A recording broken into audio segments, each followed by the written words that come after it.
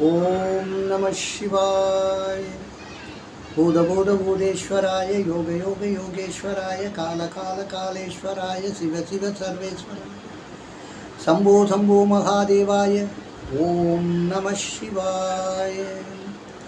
தென்னாட்டுடைய சிவனே போற்றி, எந்நாட்டவர்க்கும் இறைவா போற்றி போற்றி. அன்பார்ந்த நேயர்களே, ஸ்ரீ விஸ்வபிரம்மம் அனுகிரக ஜோதிடம் என்ற ஜோதிட அலுவலகத்திலிருந்து அனுபவ ஜோதிடர் நடராஜ ஆச்சாரியாகிய அடியேன் பல ஜோதிட கருத்துக்கள், சில ஆன்மீக கருத்துக்கள் அவ்வப்போது அளித்து வந்திருக்கிறேன். அந்த வகையில் எனக்கு ஒரு நல்ல ஆதரவையும் ஊக்கத்தையும் கொடுத்து என்னை அரவணைத்து செல்லுகின்ற உங்கள் அன்பு உள்ளங்களுக்கு என் மனமார்ந்த நன்றி. சமீப காலமாக நான் வெளியிட்டிருக்கின்ற விஷயங்கள், அந்த பதிவுகள், கலத்திரம், அதாவது 7ஆம் இடம், இதை பற்றின நிறைய பதிவுகள் வெளிவந்துச்சு. அதை பார்த்துட்டு நிறைய பேர் கொஞ்சம் தெரிஞ்சு வச்சுக்கிறதுல ஒரு ஆர்வம் காட்டிட்டாங்க. அவங்களுக்கு என்னுடைய அந்த விவரங்கள் எல்லாம் கொஞ்சம் அவங்க வாழ்க்கையோடு ஒத்து போகுது, சரியாக இருக்கிற மாதிரி தெரியுது அப்படின்ற மாதிரி சில சிந்தனைகள், ஒரு அவேர்னஸ். ஜோதிடம் என்பதை தெரிந்து வைத்து கொள்வது நல்லது. ஜோதிடம் என்பது என்ன? வாழ்க்கையினுடைய வழிகாட்டி தானே. நீங்கள் எப்படி வாழணும், நீங்கள் எப்படிப்பட்ட ஆள், உங்கள் பலம் என்ன, பலவீனம் என்ன, ரெண்டுமே இருக்கும்ல ஒருத்தனுக்கு. எல்லாத்தையும் நான் சாதிச்சுடுவேன்னு சொல்லி சவால் விட்ட முடியுமா? அவனால் முடியாத விஷயம் 1000 இருக்கும். ஒரு 10 விஷயந்தான் அவனால் சரியாக பார்க்க முடியும். அதெல்லாம் புரிஞ்சுக்கணும், அதெல்லாம் தெரிஞ்சு வச்சுக்கோங்க. உங்களுக்கு எது வசதி, எது உங்களுக்கு பிரச்சனை, இந்த மாதிரியான விவரங்கள், எது நல்லது நடக்கும், எப்போ நடக்கும், எப்படி நடக்கும், இந்த விவரம்லாம் எதில் எங்கேருந்து தெரியும்? உங்களுக்கு ஜோதிடத்தில் தான் தெரியும், உங்கள் ஜனன ஜாதகத்தில் தான் தெரியும். ஆக இந்த ஜோதிடத்தை தெரிந்து கொள்ள வேண்டும் என்ற இந்த ஒரு அவேர்னஸ், ஒரு தெளிவு இப்போது எல்லோரிடத்திலும் இருக்கிறது. பொதுவாகவே நம்ம மனுஷனாக பிறந்தோம்னா நம்ம ஏதோ பாவம் பண்ணியிருக்கோம், அதான் மனுஷனாக பிறந்திருக்கோம். சொன்னால் இது உங்களுக்கு ஒரு என்னடா இப்படி சொல்கிறாருன்னு நினைக்கிறீங்களா? போன ஜென்மத்து பலனை இந்த ஜென்மத்தில் அனுபவிக்கணுமேங்க. போன ஜென்மத்தில் நீ என்ன பெரிய ரொம்ப எதுவுமே செய்யாமல், என்ன ஒரு யாரையும் கஷ்டப்படுத்தாமல் ரொம்ப சுபிட்சமாக இருந்துட்டியா? எல்லாரையும் நல்லா வாழ வச்சிட்டியா? நீ எப்படி தெரியும்? நீ இப்போ இங்கே கஷ்டத்தை அனுபவிக்க பாரு, அப்போ தான் தெரியும். ஓ, போன ஜென்மத்து பலாபலன் இந்த ஜென்மத்தில் இந்த இடத்துல இப்படி பிறந்து, இவங்களுக்கு பிள்ளையா பிறந்து, இவங்களுக்கு பொண்ணாக பிறந்து இதை அனுபவிக்கிறோண்டான்னா அது போன ஜென்மத்தினுடைய கர்மா. அப்போ பாவம் பண்ணி தானே மனுஷனாக பிறந்தாலே ஏதாவது ஒரு சிக்கல், ரோதனை, பிரச்சனை, அது மாதிரி இது மாதிரி அதுன்னு நம்மளை ஒரு சொதப்பி விட்டு தானே வாழ்க்கையை கொண்டு போகுது. அது காரணம் என்ன? நம்ம யாரும் நல்லவங்க இல்லை. போன ஜென்மத்துலேயும் நம்ம நல்லவங்களா இல்லை, அதை அனுபவிக்கிறோம் இப்போது. அப்போது அதுலேயும் நீங்கள் தெரிஞ்சுக்கலாம். நல்லது கெட்டது ரெண்டுத்தையும் நம்ம இங்கே அனுபவிக்கிறோம்னா போன ஜென்மத்தில் பண்ண பாவ புண்ணியத்தினுடைய பலனை இந்த ஜென்மத்திலையும் நம்ம அனுபவிக்கிறோம். அதை தெரிஞ்சுக்கணும் முதல்ல, பேசிக்காக தான். அது ஜோதிடத்தில் சொல்லும். நம்ம பிரச்சனை என்ன, நம்மளை பற்றி நம்மளே பெருசாக நினச்சிட்டு இருந்தோம், பெரிய அப்பா டக்கர் நானுன்னு. ஆனால் நம்ம ஜாதகம் பார்த்தாக்கா ஒன்றுத்துக்கும் ஒரு சின்ன விஷயத்தை கூட நம்மளால் பண்ண முடியாத ஒரு அடிமட்டத்தில் தான் இருக்கிறோம். ஆனால் நம்ம எண்ணம் மட்டும் பார்த்திங்களா இப்படி இருக்குது அப்படின்றது உங்களுக்கு ஜோதிடம் தான் சொல்லும், வேறு எதுவும் சொல்லாது, வேறு யாரும் சொல்ல முடியாது. ஆக நீங்கள் உங்களை பற்றி தெரிஞ்சுக்கணும். உங்களுடைய ப்ளஸ் என்ன மைனஸ் என்ன, ரெண்டும் இல்லாமல் யாருமே இல்லை. ப்ளஸ் எல்லாம் தான் பிடிச்சிக்கணும், மைனஸ் எல்லாம் வேணாம், நமக்கு இது ஒத்து வராது அப்படின்னு ஒதுக்கிட்டு ப்ளஸ்ஸை பிடிச்சிட்டு செயல்பட்டால் வாழ்க்கையில் முன்னேற போகிறோம். அதை தெரிஞ்சுக்கணுன்னா நீங்கள் கட்டாயம் உங்களுடைய ஜனன ஜாதகத்தை வச்சு ஜாதகம் பார்க்கணும். வெறும் கல்யாணத்துக்கு மட்டும் கணவன் மனைவியாக போகிறோமே அப்படின்னு சொல்லிட்டு பெண் ஜாதகத்தின் பிள்ளை ஆண் ஜாதகத்தையும் வச்சு இது பொருந்தது, இது சரியாக இருக்குது அப்படின்னு சொல்லிட்டு கல்யாணம் பண்ணிடுறது மட்டும் போதுமா? அப்போ மட்டும் ஜாதகம் பார்த்து அதுக்கப்புறம் தானே இருக்குது வாழ்க்கையே. ரெண்டு பேரும் கணவன் மனைவியாக வாழ்ந்து இங்கே நீங்கள் வந்து பெரிய ஒரு லெவலுக்கு வரணும் அப்படின்னா ஜாதகம் தானே உங்களுக்கு வழிகாட்டும். ஆக ஜாதகத்தை ஒவ்வொருவரும் அவர்களுடைய ஜனன ஜாதகத்தை எழுதி வைத்துக் கொள்ளுங்கள். உங்களுடைய பிள்ளைகள் பெண்களுக்கு ஜாதகத்தை எழுதி வைத்துக் கொள்ளுங்கள், வச்சுக்கிடுங்க. எப்பப்போ தேவைப்படும்ன்றது அதுவே உங்களுக்கு உணர்த்தும். ஒரு வீடு வாங்க போகிறீங்க, நேரம் நல்லா இருக்கா அப்படின்னா நீங்கள் எப்படி பண்ணுவீங்க? அப்போ ஜாதகம் வேணும். கல்யாணம் வரன்னு பார்க்கணும், பொருத்தம் பார்க்கணும்னா ஜாதகம் வேணும். இது அது மாதிரி ஒவ்வொரு முன்னேற்றத்துக்கும் ஜாதகம் தேவை. இப்போ செய்யலாமா செய்ய வேண்டாம், அதை தெரிவிக்கிறது உங்களுடைய ஜனன ஜாதகம், இப்போ நடக்கக்கூடிய தசாபலன் தசாபுத்தி. இது அப்போது இதெல்லாம் இல்லாமல் மாட்டிக்கிட்டு கவலைப்படுறவங்க நிறைய பேர் இருக்காங்க. வீடு பாதி தான் நிற்கும், கட்டியிருப்பான் பாதி நிற்கும். அதுக்கு 1000 காரணம் இருக்கும். ஆனால் அவன் ஆரம்பித்த நேரம் சரியில்லை, ஜாதகத்தை அவன் பார்க்கல, என்ன தசை நடக்குதுன்னு அவன் தெரிஞ்சுக்கல. இப்போ ஆரம்பிக்கலாமா வேணாமான்ற ஒரு தெளிவு இல்லாமல் அவசரத்தில் நான் பரம்பாரு அப்படி இப்படின்ற ஒரு சவாலில் ஏற்றி இன்றைக்கி சங்கடத்தில் மாட்டிக்கிட்டு இருப்பாங்க, நிறைய பேர் இருக்காங்க. பிரச்சனைகள் எல்லாமே வரும், அதை நம்ம வேணான்னு ஒதிரிலாம் விட முடியாது. போ வராத அப்படின்னு சொல்ல முடியாது. ஏன்னா நம்ம பண்ணுற செயலுக்கு எதிர்வினை உண்டு, அது நம்மளுக்கு திருப்பி அடிக்கும். இப்போ நீங்கள் ஒரு கல்லை தூக்கி போடுங்க, எவ்வளோ தூரம் ஓடுதுப்பா, ரொம்ப நேரம் ஓடுதுன்னா ஒரு இடத்துல நின்றுடும். யார் நிறுத்தினது? எதிர்வினை இருக்குல்ல, எதிர் ஃபோர்ஸ் இருக்குது, அந்த ஃபோர்ஸ் அந்த கல்லை நிறுத்திடுச்சு இல்லை. இது ஒரு சயின்டிஃபிக்கான ஒரு தத்துவம் இருக்குது இல்லை. அதுபோல தான்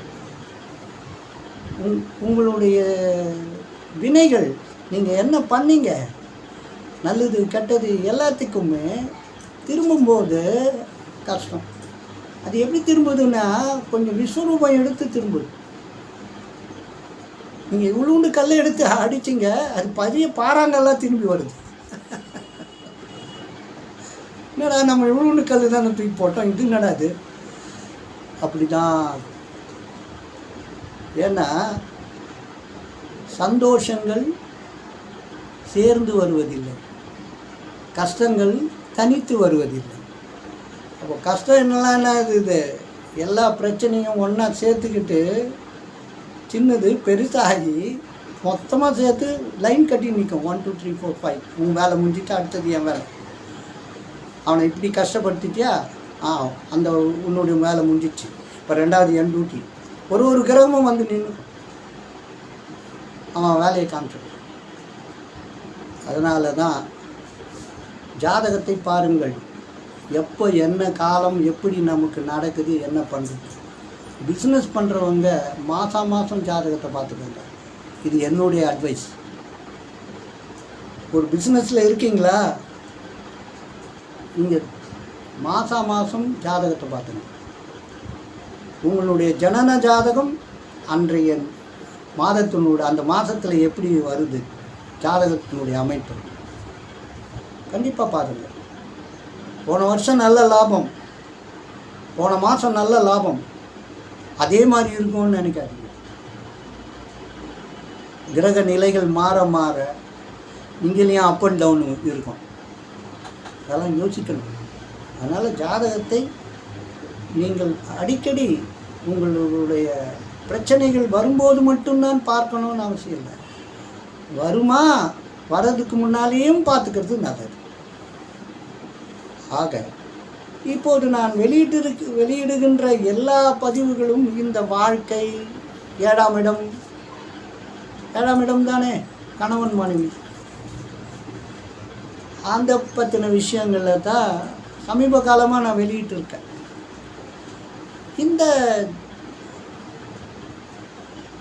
அந்த 7ஆம் இடத்துக்கு உறுதுணையாக நீங்கள் பார்க்க வேண்டியது என்னென்னா 2ஆம் இடமும் 11ஆம் இடமும்.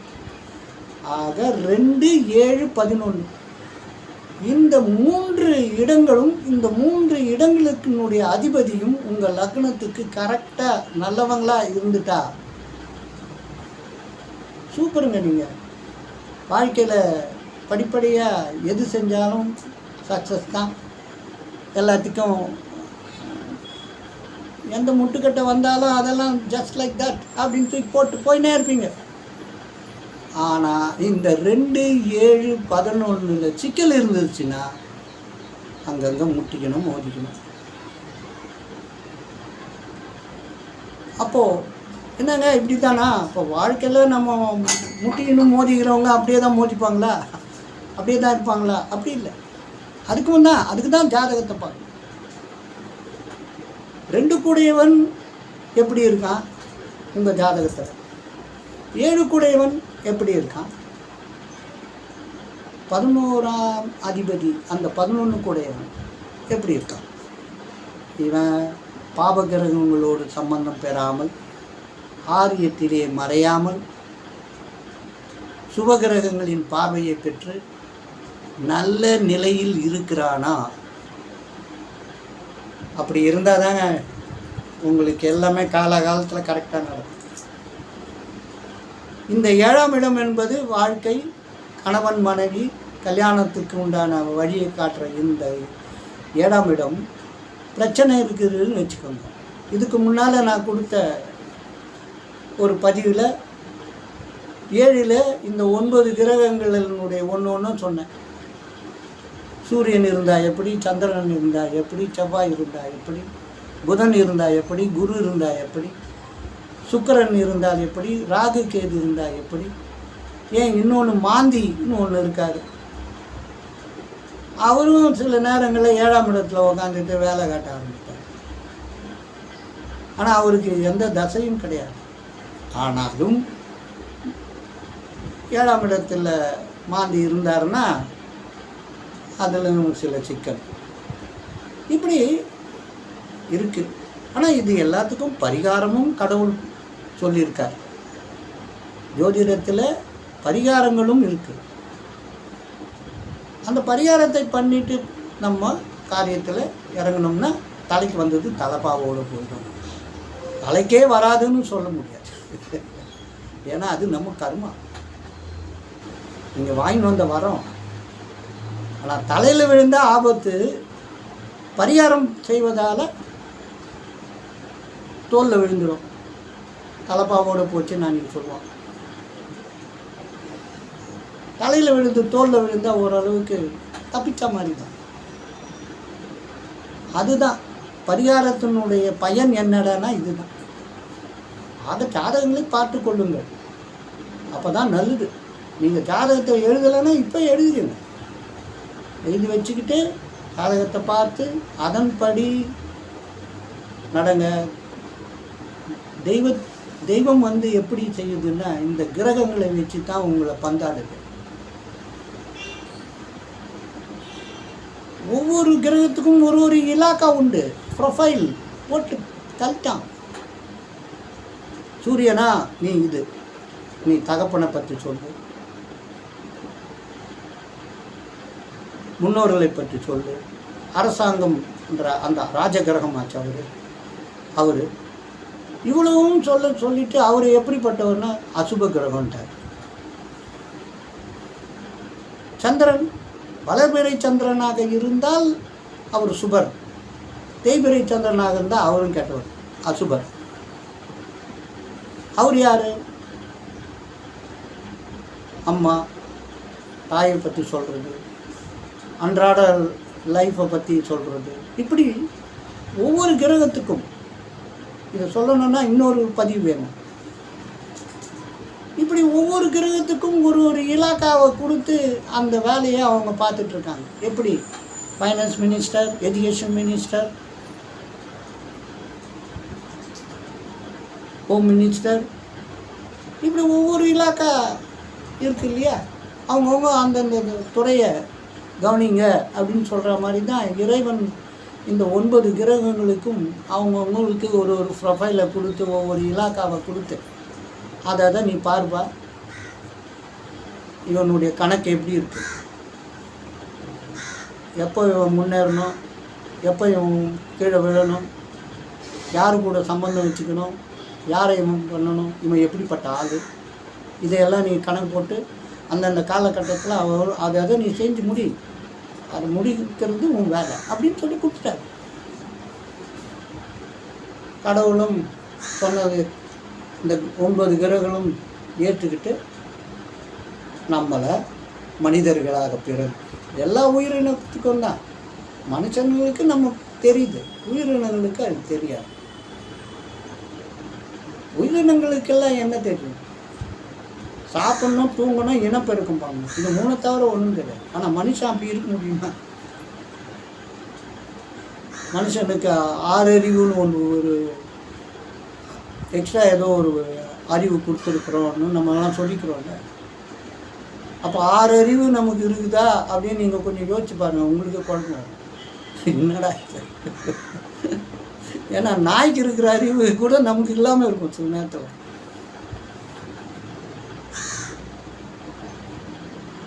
நாய் நன்றி உள்ள மிருகம் அப்படின்னு சொல்லி நம்ம பேர் தெரிஞ்சுருக்கோம். ஆனால் அந்த நன்றி விசுவாசம் நம்மக்கிட்ட இருக்க. அப்போ நாயை விட மட்டமாயிட்டோம்ல நம்ம. அதுதான் ஆக சாதகம் கண்டிப்பாக ஒவ்வொருத்தருக்கும் தேவை. அதை வச்சு பாருங்கள். அப்போ தான் நீங்கள் அது காட்டுற வழியில் போங்க. அதுதான் வழிகாட்டி உங்களுக்கு. அது பிரகாரம் போனீங்கன்னா தான் நீங்கள் வாழ்க்கையில் சில பிரச்சனைகளுக்கு போகாமையும், அப்படியே வந்தால் அதை சமாளிக்கிற திறமையும், எப்போ எதை செய்யணுன்ற ஒரு தெளிவும் உங்களுக்கு வரும். ஓகே, இப்போது இந்த 7ஆம் இடத்தை பற்றியே சொல்லிகிட்டு இருக்கேன் அப்படின்னு சொன்னீங்க இல்லையா? இதில் என்னென்னா, சில பேருக்கு சீக்கிரம் கல்யாணம் ஆகிடுது. 20 வயசில் கூட சில பேர் கல்யாணம் ஆகும், சில பேருக்கு கல்யாணம் ஆகாது. அது ஏன் அப்படின்னு ஜாதகத்தில் கொஞ்சம் நம்ம பார்க்க வேண்டியது இருக்கு இல்லையா? அப்படி பார்க்கும்போது இது எப்படிப்பட்டவங்களுக்கு கல்யாணம் ஆகுது அப்படின்றது முதல்ல தெரிஞ்சுப்போம். ஒரு ஜாதகத்தில் எப்படிப்பட்டவங்களுக்கு கல்யாணம் ஆகுது ஏற்கனவே சொன்னேன் நான். 2ஆம் இடம், 7ஆம் இடம், 11ஆம் இடம், இந்த 3 பேருடைய ஆக்டிவிட்டீஸ் எப்படி சுற்றுது, அந்த கிரகங்கள் எப்படி வருது, அவங்க உங்கள் ஜனன ஜாதகத்தில் 2 கூடையவர் யார், 7 கூடையவர் யார், 11ஆம் இடத்து அதிபதி யார் அப்படின்னு நீங்கள் தெரிஞ்சுக்கிட்டு அந்த கிரகம் எந்த நிலைமையில் இருந்தால் உங்களுக்கு சீக்கிரம் கல்யாணம். புரியுதா? இப்போது லக்னத்துக்கு 2ஆம் இடம் சுக்கிரன் இருக்கணும்னு வச்சுக்கோ. இருக்கிறார், இருக்கிறார்ப்பா. லக்னத்துக்கு 2ஆம் இடம் சுக்கிரன் இருக்கார். அப்போது 7 கூடியவர் எங்கே இருக்கார்? 7 கூடியவரா? அவர் 11ல் இருக்கார். 2, 7, 11 கனெக்டிவிட்டி வருதா? அப்போது அவங்களுக்கு சீக்கிரமாக கல்யாணம் நடக்கும், லேட் ஆகாது. சொல்கிறது புரியுதா?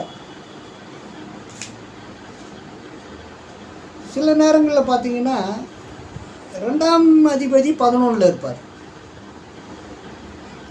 11ஆம் அதிபதி 2ல் இருப்பார். பரிவர்த்தனை, இவர் வீட்டில் அவர் வீட்டில், அவங்களுக்கு சீக்கிரம் கல்யாணம் நடக்கும். அப்போது சில நேரங்களில் அந்த பீரியடில் லக்னாதிபதினு ஒருத்தர் இருப்பார் இல்லையா, அவர் தானே மெயின்.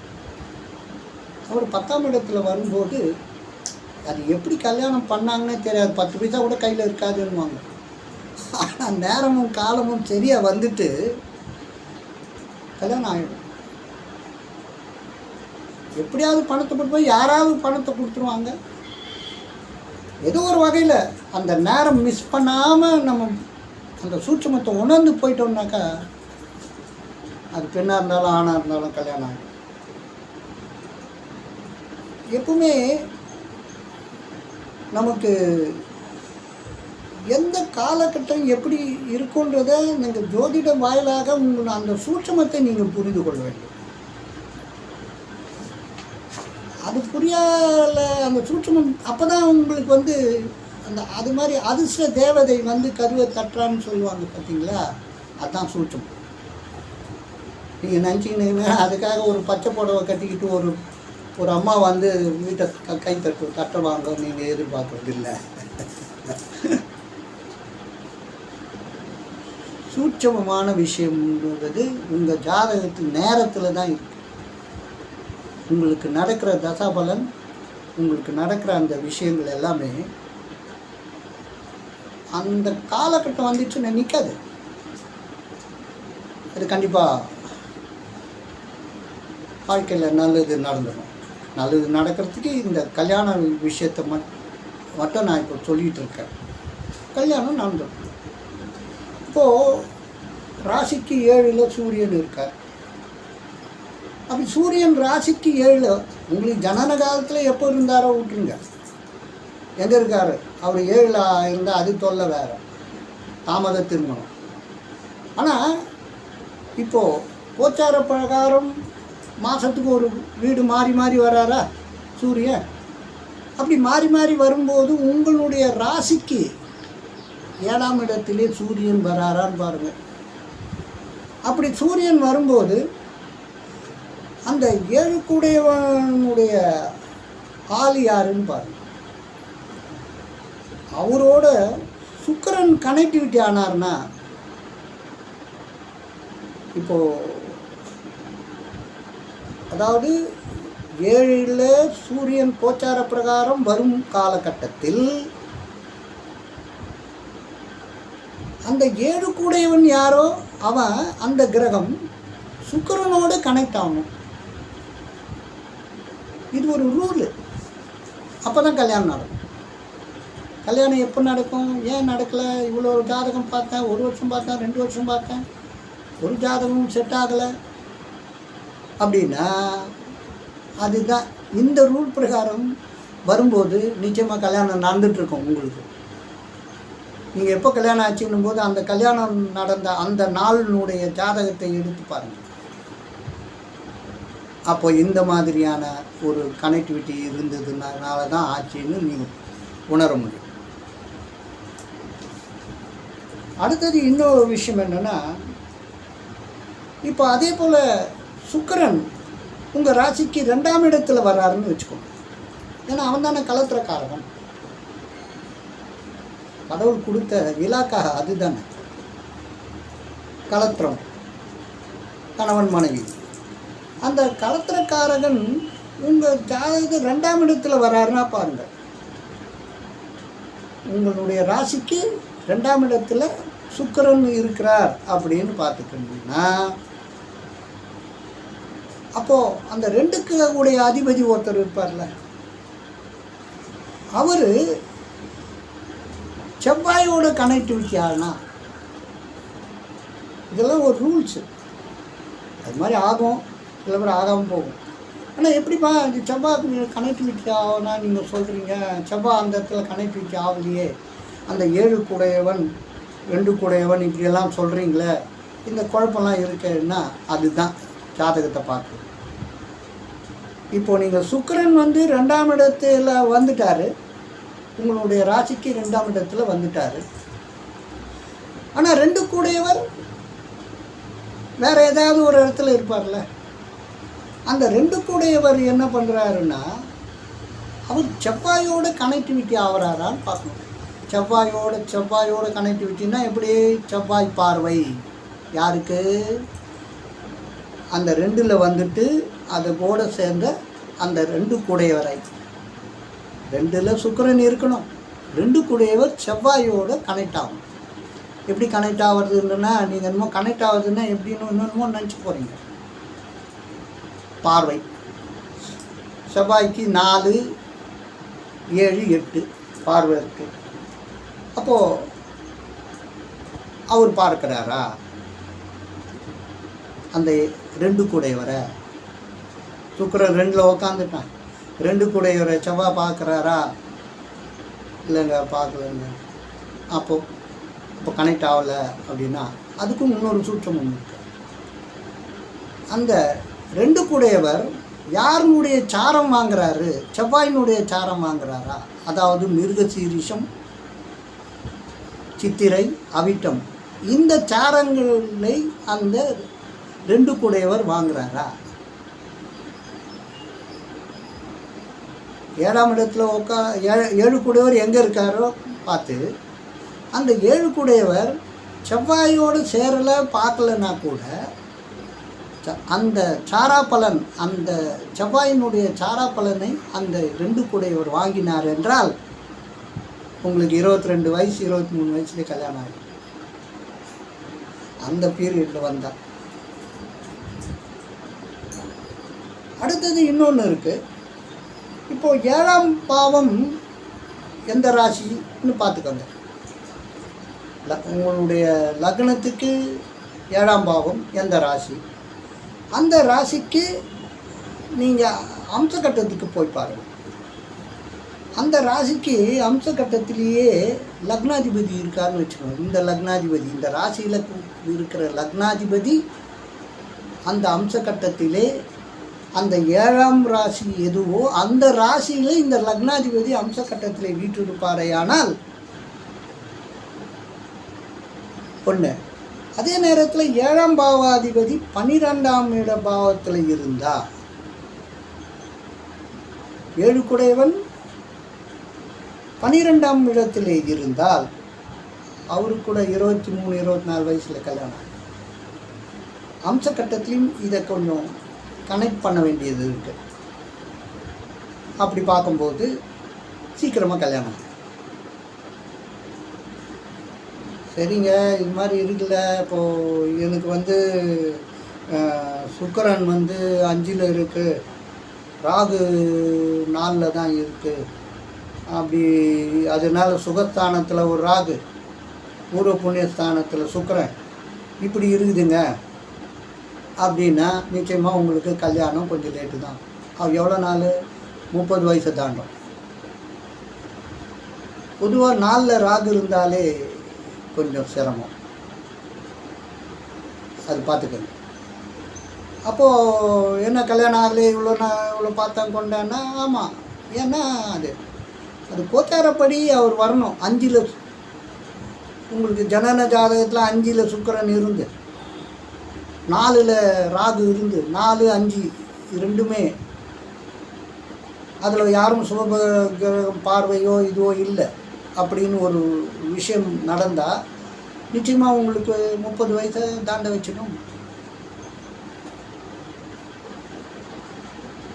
இதே போல் இன்னொரு விஷயம், இப்போ 3லேயே சுக்கிரன் இருந்து அந்த 7ஆம் அதிபதி அவர் யாரோ அந்த கிரகம் 9ல் இருந்ததுன்னு வச்சுக்கோங்க. இது ஒரு நல்ல அமைப்பு தான். ஆனால் 3ல் இருக்குது சுக்கிரன். மூணாம் இடம்ன்றது ஒரு வகையான மறைவு ஸ்தானம் சொல்கிறது. ஆனாலும் அது அந்த அளவுக்கு மறைவில்லை. 6, 8, 12 கோள்கள் இல்லை. ஆனால் அந்த 3ஆம் இடத்துல சுக்கிரன் இருந்து 7 கூடையவர் வந்து 9ல் இருந்தார்னா கண்டிப்பாக 27 வயசில் டங்குன்னு கல்யாணம் நடக்கும். அப்போ கூட அது லேட்டு தான், அப்போ தான் நடக்கும். இது போல் சில விவரங்கள் இருக்கிறது.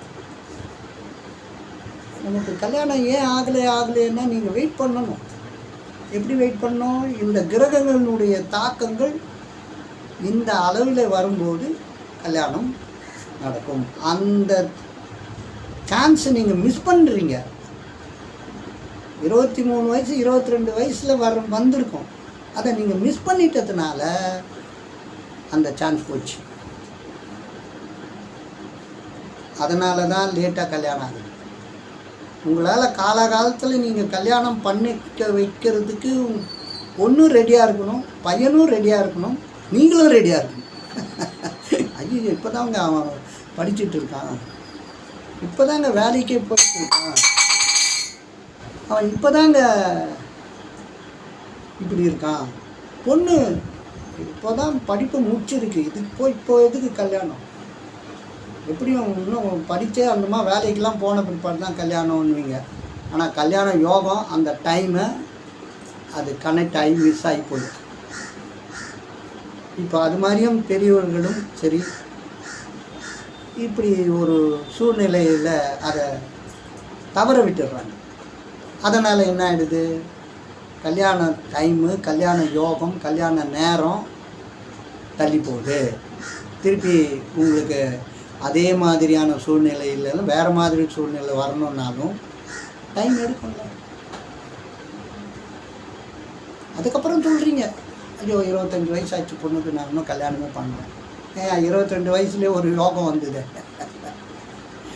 அப்போ பண்ணியிருந்தீங்கன்னா இன்னத்துக்கு நல்லா இருந்திருப்பாங்க. 25 வயசில் 3 வருஷத்தில் எல்லா வளமும் கொடுத்துருப்பானே கடவுள்.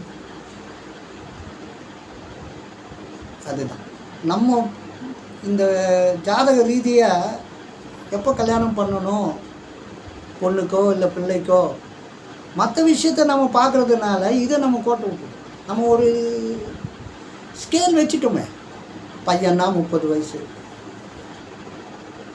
பொண்ணுன்னா 25 வயசு.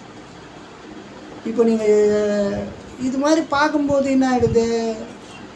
நேரம் காலம் கடந்து வந்துடுறீங்க. கல்யாண யோகத்தை காலத்தை கடந்துட்ட பிற்பாடு முடியாது. பெண்கள் எல்லாம் 23 வயசுக்குள்ளே கல்யாணத்தை பிடிச்சிடணும்.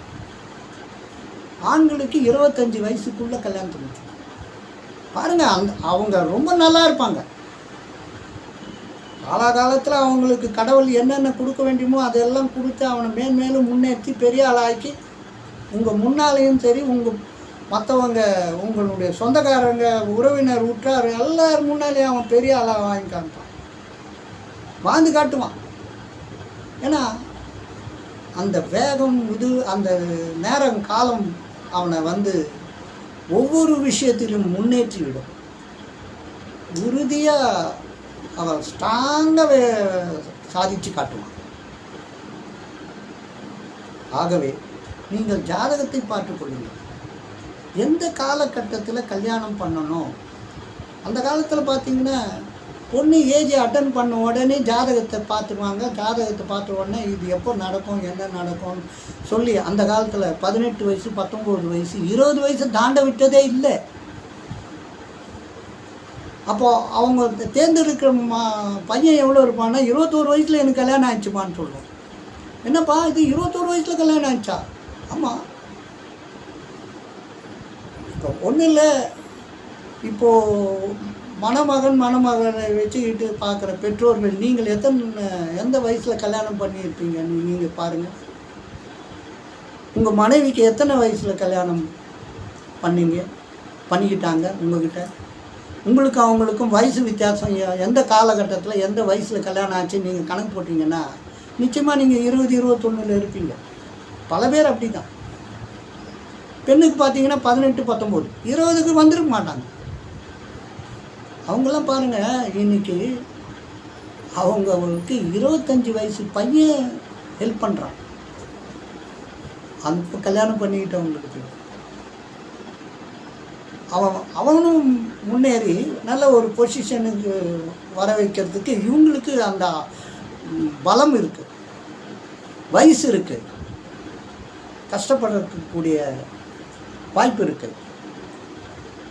அவங்களாம் அப்படி இருந்தவங்க தான் இன்றைக்கி இப்படிப்பட்ட அவங்களுக்கு பிறந்த பெண்களையும் பிள்ளைகளையும் வைத்துக்கொண்டு இந்தந்த மாதிரி அந்தந்த மாதிரி இவ்வளோ நாள் போட்டோம், இத்தனை இதுக்குள்ளே எதுக்கு கல்யாணம் அப்படி இப்படின்னு சொல்லி தட்டி கழித்து நேரத்தை கோட்டை விட்டுட்டு இப்போது கஷ்டத்தில் இருக்காங்க.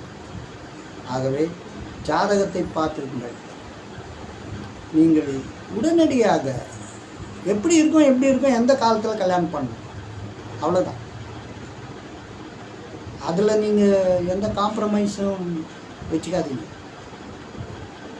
அப்படி நீங்கள் அதை மிஸ் பண்ணுறதுனால தான் இன்றைக்கி நீங்களும் பிரச்சனைகள் கல்யாணம் பண்ண முடியாமல், பெண்ணுக்கு நல்ல வரன் கிடைக்கல, பையனுக்கு நல்ல பொண்ணு கிடைக்கல அப்படின்னு மன கஷ்டத்துக்கு ஆளாகி நீங்கள் மிகவும் வருத்தத்தோடு வாழ்ந்து கொண்டு இருக்கிறீர்கள். ஆகவே ஜாதகங்களை பாருங்கள், உங்கள் காலகட்டம் எப்படி இருக்குன்னு பாருங்கள், உங்களுடைய பிரச்சனைகளுக்கு என்ன தசை நடக்குதுன்னு பாருங்கள், இது எப்போ தீரும்னு பாருங்கள், இது எப்படியெல்லாம் நம்ம தீர்க்கலான்னு பாருங்கள்.